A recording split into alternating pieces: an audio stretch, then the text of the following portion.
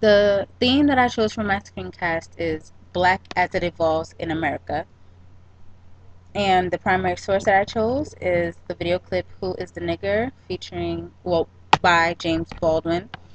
And I feel that racial equality as a need, movement, and characteristic of identity stems from social formation rather than being an innate human motive. Race as a demographic separation allows the dynamic of superior versus inferior to exist the way it has throughout history. For simplicity purposes, there's this link, but I have a sticky note here that expresses two quotes on the topic of skin color being used as an identifying tool. And in 1960, quote, white is used almost exclusively, not only in law, but other social arenas, and slavery becomes associated exclusively with blackness. Well, we do know factually that the people from Africa and of that skin tone were used as slaves, so that's where that connection comes from. Blackness equals slavery. Um, and I have a quote from the passage White in Our Textbook by Pamela Perry, and it touches on the fact that because Europeans, for lack of a better term, started this country, they hold that dominance over being able to deem other social races as what they decide to call them, and they may have come to feel that they are the social baseline. They are average, they are normal, and to keep that dominance, um, they have labeled the African as nigger and so on and so forth with other races. And the quote is, this mindset reproduces white dominance by blaming people of color for failing to meet normative standards. And on that note, I looked up the definition of nigger, and to touch on the origin, it is of French and Spanish background, and it comes from the words meaning black, which was connected to the complexion of slaves. And I highlighted this second meaning of the word, which is a person of any race or origin regarded as contemptible, inferior, ignorant, etc.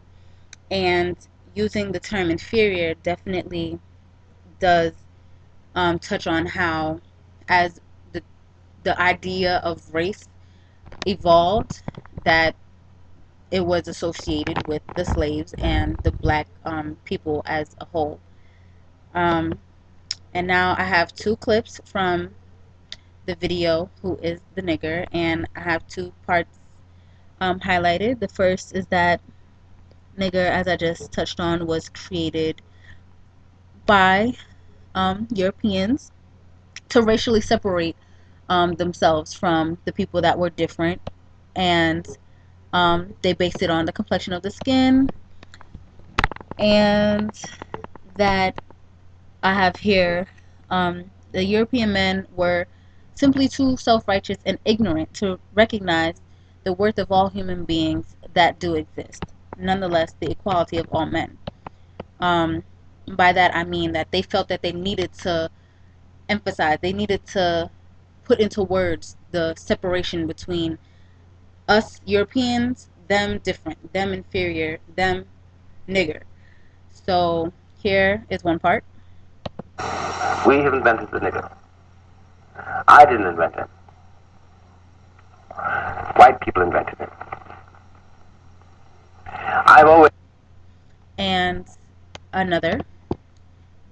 you invented it. So it has to be something you were afraid of. And you invested me with. And between those two very short clips, it's just simply supporting what I've said already, that um, nigger wasn't something that automatically came as a term to identify African heritage individuals.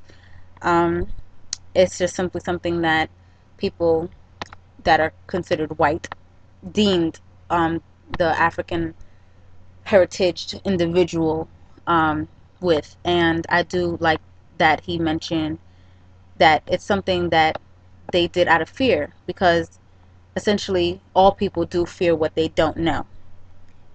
And I also have here, as referring to the definition of nigger that I highlighted, inferior, ignorant, that um,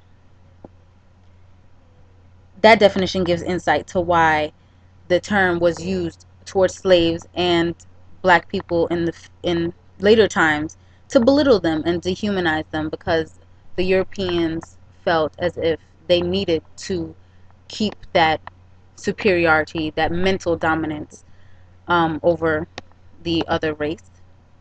Um, and to keep moving forward with time, um, I have a section from another time on this link that, as the term black evolved for people, that legally it changed with how much a person was able to claim that as their ethnic background, changing from 1/4 of your Negro blood had to be present in 1866. Then 1/16 had to, be present in your blood for you to claim the legal status of being black. That was in 1910, and starting in 1924 to present day, you simply have to have one drop of African ancestry to claim being black. Um, and as we move closer to the end of the 20th century, I have a highlight here that touches on the difference that still remains between the superior and inferior status of um, white versus black in America. In 1960, from the digital textbook, it says their average lifespan was 7 years less than white Americans. Their children had only half the chance of completing high school, only a third the chance of completing college, and a third the chance of entering a profession when they grew up. On average, black Americans earned half as much as white Americans and were twice as likely to be unemployed. This simply just supports the fact that this country began on terms of white dominance, I'll say, and as the country did evolve, as times did change, things have gotten better for other races. However, for lack of better terms, the trump card has always remained in the hands of people of European background. And I think that I have made all of my points, and I have exceeded the 5 minutes, so I won't use another fun tool that I would have used. But in case anybody else wants to see how they themselves think, here is a link that allows you to test yourself. See how you look at a person and their features and categorize them, and what the mind in current America tells us about how we characterize other people based on what they look like. And that concludes my screencast.